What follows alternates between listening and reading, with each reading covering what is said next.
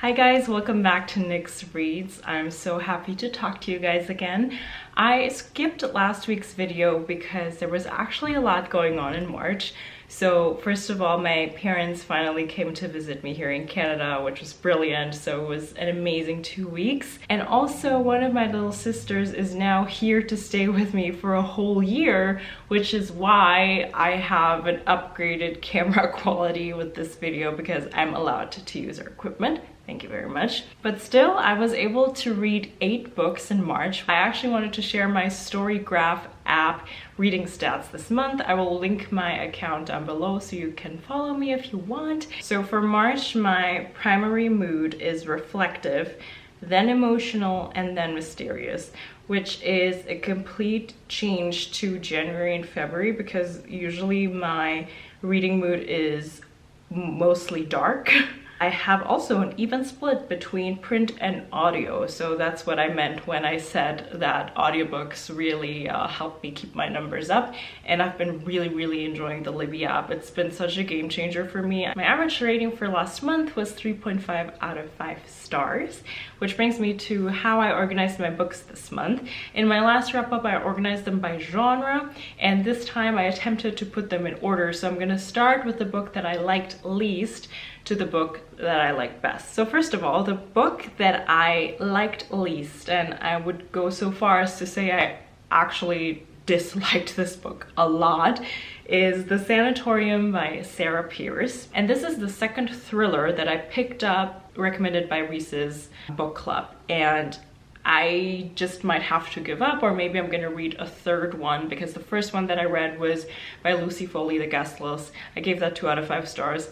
Not my jam. And then this one is actually 1 out of 5 stars. I think the only reason why I kept going with this and I didn't DNF it is because I listened to it on audio, so it kind of went by faster while I was doing chores. So in short, this book is about a sanatorium that once held patients of all kinds and basically mistreated them in Switzerland, and it's now turned by a famous architect into a luxury hotel. It's very secluded, it's very snowy, there's supposed to be an engagement party happening, and among the guests is our main character, Ellen, who is a detective. And before any of the festivities begin, a body is found. It seems like there's a murderer amongst the people, amongst the guests. I thought that sounded pretty neat. It had a lot of potential to be a super cool closed circle mystery, especially with the setting and the secludedness of it. But honestly, it was so much wasted potential, and this book is not good. I would not recommend this. First of all, the writing is incredibly on the nose. What does not help is that our main character, Ellen, is a completely frustrating character and a completely frustrating point of view. She's a detective, right? And she's supposed to be this strong woman who is very flawed, so she has a lot of baggage, which is also thematized obviously in this book. But honestly, for someone who's supposed to be a smart detective, she is quite thick, and I don't mean voluptuous, I mean in the sense that she's a bit slow. So for example, the very first body that they find, and I swear this is not a spoiler, is heavily mutilated, it's bandaged, it's dressed in a weird way that obviously somebody messed with this poor victim before their death. By the description, it is so clear that there is some kind of murder out there because it cannot be a coincidence. And I kid you not, Ellen, this detective, takes a long look at this crime scene. This cannot be an accident. This has to be a murder. And you as a reader, you're just kind of like, really? Like, it took you that long to realize that? Should you be able to see that after taking one look at it? It's incredibly frustrating, and there's so many moments like that where you're just kind of like, isn't that just so obvious? You should be a bit smarter than that. Essentially, you as a reader just get really impatient with Ellen. You just cannot connect with any of the characters, and it's very obvious what kind of role they're supposed to play. And also, I thought that this book didn't make use of anything regarding that closed circle potential that it could have, especially with this pretty amazing settings. When you have a closed circle, you follow different people and you kind of, it's so palpable how nervous everybody starts to get and that everybody's afraid because people are suspecting other people, and that's kind of what makes it interesting, right? When you're going through different point of views in these closed circles and you learn with the characters that anybody could probably be a suspect for different reasons, but there was nothing like that whatsoever because you follow a very limited amount of point of views, which they were not my favorite anyways to start with. Some of the clues that you get are downright simple again. The story takes on a direction that I personally didn't enjoy. It was the type of curveball that came so much out of nowhere that it was like, yeah, I didn't see this coming, because there was just no hints of that whatsoever during the whole stories. He'll only lie if he's got something to hide. This is supposedly from a thriller for adults, okay? Honestly, when I read the guest list, I could still tell you that for the right person, for the right occasion, maybe as a beach read, this could be a fun thriller. But this one, the Sanatorium, honestly, stay away from it. I really personally don't think it's good writing, and I don't think it's a good mystery. I don't think the characters are well developed. It's not a fun time, so, you know, I would just skip it. There's so many amazing thrillers out there. This ain't it. That was 1 out of 5 stars. I don't have anything that I gave 2 stars to. So next up is the 3-star section. I read Flowers for Algernon by Daniel Keyes. This was somewhat a 5-star prediction for me, so believe me, I was kind of surprised that it left me wanting more, because this is an extremely well-known and well-loved work of sci-fi or speculative fiction. This book is actually written as a series of journal entries from Charlie Gordon, who's our main character. He is different because he has a very low IQ. He goes to take classes at a school, and from there he gets recommended to university researchers who are experimenting on a mouse called Algernon, and what they figured out is that there's some kind of way to enhance the IQ of the mouse. So now they want to try it on a person for the first time ever. What I liked about this is that not only do you grasp the way he's developing by what he's telling you, but also how. So his punctuation and his grammar changes a lot throughout the book. Overall, this was a very interesting story. I really liked the format, and I liked the discussion that it had about people with lower IQ, and you know, the discussion of, is this actually something that you need to change? But right off the bat, what threw me off is that I felt emotionally manipulated. The way Charlie writes is he is so convinced that he really wants this treatment, and he's so ready and hyped to be so much more intelligent than he is right now. So he's just all positive energy essentially. And it's written in a way that it just makes it very clear that you're supposed to just really feel for Charlie. It really feels like you're being set up, because obviously, or you know, that's what I thought, something's probably gonna go wrong, and by that point you're super attached to him and you're probably gonna bawl your eyes out. It was very clear from the beginning what the author was trying to do to the reader, but you know, that's probably one of the reasons why this book is so popular, because people just really sympathize with Charlie. One thing that really bugged me, and a reason why I took off a whole star just for that, all the women, all the female characters in this book are horrible. And they're not horrible to make a point, because they're supposed to be flawed characters. Honestly, the thing is, I haven't researched Daniel Keyes, but it really sounds like a sexist male author writing female characters. And I know this book is old, okay? This was written in the 60s. I don't know, I don't want to excuse it anymore. So essentially, I actually made a note. So all female characters are either abusive, like a flimsy distraction, vain, ball busters, or absolute creeps, like perverts. If you're looking for strong female characters, this book is not for you. But yet again, I still liked the format of it, and I liked the progression that we see within Charlie and how his thoughts progress and how much more abstract they get. So that was the really interesting part of this. A friend told me that this actually started out as a short story, and he read both. He basically had the same thoughts as me about the book, but he said that the short story is much better, the original one. Next, I also gave 3 stars to The Physicists by Friedrich Dürrenmatt. And this is part of my 2022 Classics Challenge, part of the 10 classics that I wanted to read this year. I'm gonna link the video up here so you can check that out and read along if you want to. This is a short play, actually, a comedy. It takes place in a mental facility, so we're looking at 3 institutionalized characters. 2 of them think they're long dead, very famous physicists. So one thinks he's Einstein and one thinks he's Newton. And the story starts with one of them murdering their nurse, and he's not even the first one to do so. The humor in here is very dry, so I see how this would work much better as an actual stage play. There is a mystery element to this. Because it is so short and everything happens so rapidly, I can see why this is a great pick for a class, because I do think you would benefit a lot from discussing this with other people afterwards, because otherwise it's like, okay, you went through it and that's it. But I think there's like underlying themes in here that are worth the discussion, so I think this would make an interesting book club book and different from, you know, the Reese Witherspoon book club picks, which no hate on those, I just don't like thrillers, but I enjoyed a lot of other books that she picked out. And one of my favorite parts in this was actually the discussion on the responsibility of science.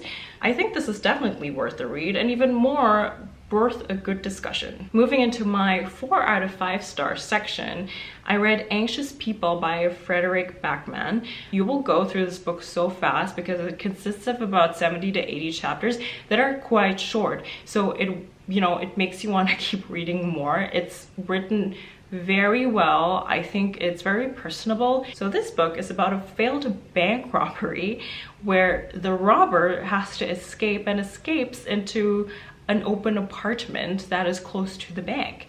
And the apartment is open and accessible because it's actually open for viewing at the moment. So there's people in there that are prospective buyers.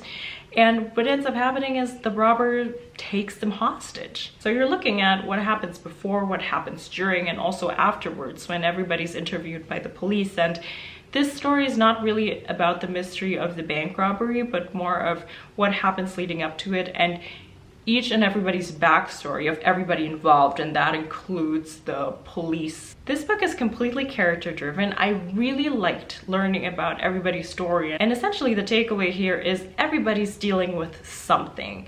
So be careful on how you speak to people and how you treat them. The topics this book touches are mental health, suicide, so there's a big trigger warning for that, but also economics and real estate investments. You will find something that is relatable to your own life. So I think that's what makes this a really heartfelt book. That's why so many people love this, because there's people in all different kinds of stages in their life. Although this book is about a robbery, it's a very wholesome story.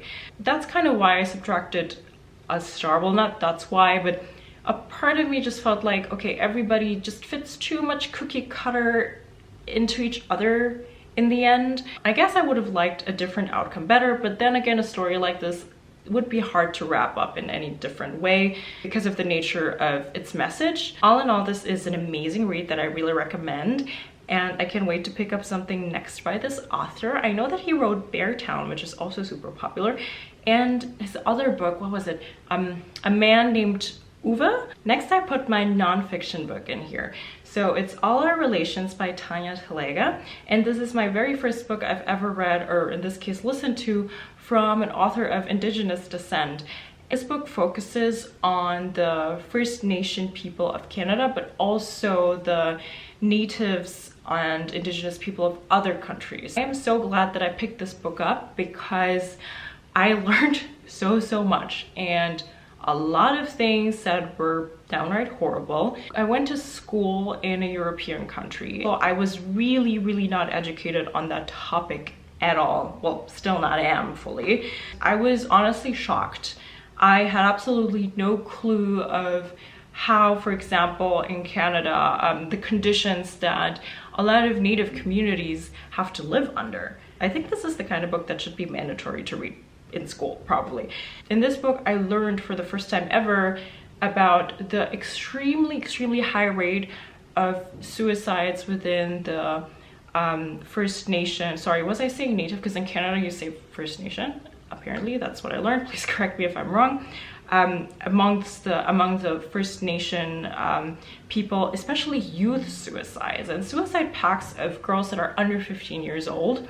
Yeah, so it talks a lot about these mental health issues that a lot of Indigenous people all around the world have to face, how incredibly inaccessible just simple basic health services are. So for example, the death rate from common treatable infections like strep throat is just ridiculously high, and even just access to to clean water. The book also talks a lot about residential schools. Honestly, it's downright horrible. I've seen the news before, the Canadian news, of how mass graves are found with the bodies of Indigenous children, and now I can relate it a bit better to the history and why, because to be honest, I had absolutely no clue. I think it's predominantly Catholics would take Indigenous children from their families away in order to, what was the word that she used, the author? It's the word assimilate, the English word, them into the Western civilization. So take away like all of their roots, take them away from their families. The abuse that the children have to go through, be it emotionally, physically, sexually. This book is incredibly well researched. So that's why if you want to read this, I listened to it as an audiobook, but I think this would actually be even better as a physical book, because then you can actually go back and mark the dates, because it mentions a lot of names, a lot of dates. So this was honestly a very eye-opening book, and it will for sure not be the last book that I picked up by an Indigenous author. Also a 4-star read, Cemetery Boys by Aiden Thomas. Man, I absolutely love this book. This was such a great experience.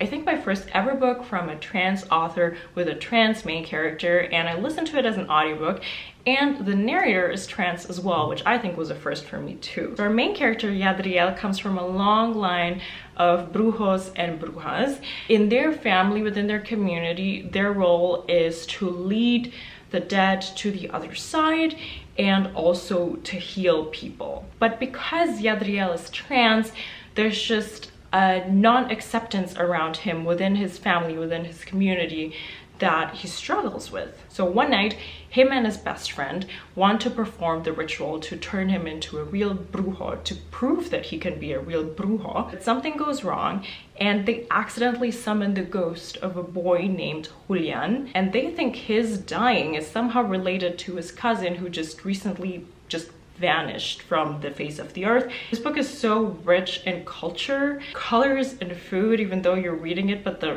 just the imagination of it is just so lively. It's a book about ghosts too.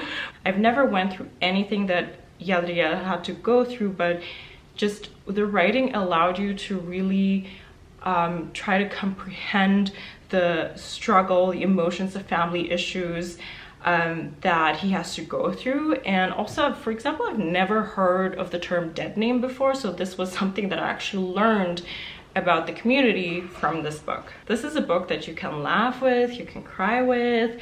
It is honestly just a lot of fun, and I definitely want to read something else from this author. Also 4 stars is The Last House on Needless Street by Catriona Ward. So in short, this book is about a man who rarely leaves his house, about his cat who prays to God, and about his daughter who sometimes comes to visit him. So those are the points of views that you're reading from, and that's all I can give you.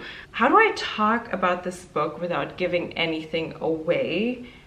You can't. So instead, I'm just gonna tell you how I felt about it. Honestly, you have to experience this book knowing as little as possible. The first third of the book, I was just completely confused.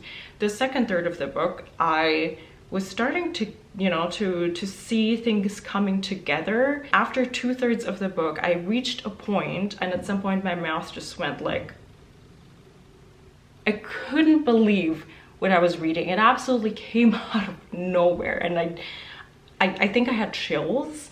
And from that moment on, I couldn't put it down, and I finished the rest of the book in one sitting in that night. But there was more moments like that where I was just at a complete loss of words, basically, of what was happening. It took a tangent that I really didn't expect. I don't know if it's fair to call it a twist. You should definitely read the letter from the author after you read the story, and right at the back of the book, because that will give you a bit of context of why she wrote this book. Unlike anything I've ever read before, and if you are a fan of the thriller horror genre, then I think you should give this book a go, even if all you know about it is that there's a cat in there that likes to read the Bible. And the best book that I read last month with 4.5 out of 5 stars is Open Water by Caleb Azumah Nelson. I hope Camila from Hasty Books is watching this, because I read this book because of her. Open Water is a contemporary work of fiction that takes place in London, and it's about two young people who are both Black who meet, and they're just kind of trying to figure out things from there. This is just the most lyrical novella I've ever read. The prose is just simply gorgeous. Honestly, this book reads like song lyrics. That's what I thought of. It was almost like I was listening to like a Frank Ocean album. For me personally, it was threading a very, very fine line between sounding almost pretentious and poetic, but it really did stay on the side of poetic for me, which made it just a very beautiful experience to read this. Both of our main characters are artists, and they're trying to find their own space in this world and in London. And so it talks about that, but it also talks about being Black and the mental health of young Black men in particular. This book is very short, but the author manages to do that in a very sophisticated way within these very few pages. And with that, even racial profiling by the police. So the other side of the story is how these two people slowly fall in love. And how I felt about this book is how it feels like to sit outside on a hot summer day, and the day is coming to an end. You're maybe hanging out outside with like a crush, and there's kind of something in the air. This is how that book feels like. It's that like hot, hopeful, and electrifying feeling, but at the same time it's just so smooth. I obviously do not have the same capabilities as the author because I can't find the words, but this is just an honestly very, very excellent read. I'm glad that I picked it up, although it's something that would usually be outside of my comfort zone. It's a gorgeous book. All in all, I had a very successful reading month. Let me know which book you liked best last month, and also if you read any of the books that I just talked about. So please feel free to subscribe if you love watching book content and finding new books for your TBR, and give this video a like if you enjoyed it, and I hope to see you next time.